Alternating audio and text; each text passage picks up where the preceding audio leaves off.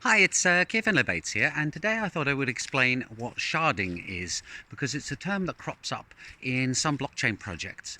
And sharding is a method of dealing with large quantities of data in a more efficient manner. And the term comes from databases originally, but I'm going to use a library analogy. So if you imagine that a database is like a library, and the library is full of books, you find that over time more and more books get published, and as a result your library building is stuffed to the gills with books, and it just doesn't become feasible anymore to add more and more books to that library. So in the real world, what we then do is we build a second library on the other side of town.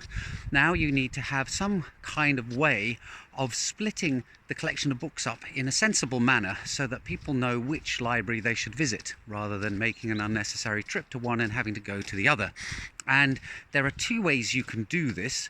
One is horizontal sharding, and the other one is vertical sharding. And in general, horizontal sharding is actually more common.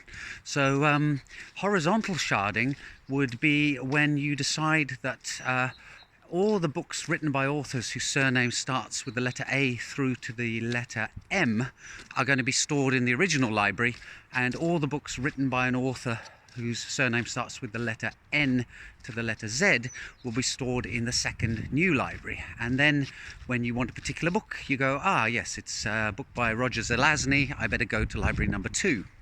So that's horizontal sharding.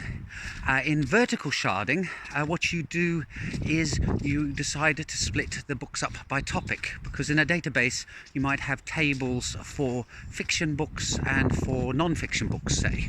So then you could split your collection up and say, well, right, we're going to keep all the fiction books in the original library, and we're going to put all the non-fiction books in the new library. And then when you decide that you want to go and read A Tale of Two Cities by Charles Dickens, then you go to the fiction library rather than the non-fiction one. So that's a quick description of what sharding actually is.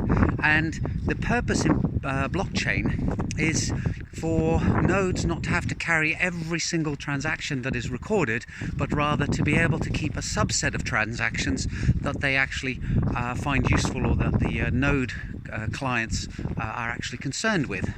However, it does get immensely complicated, because you may add a new transaction that draws on data from another shard, another collection of nodes, and then you do have to go and retrieve that data in order to verify that the transaction is accurate.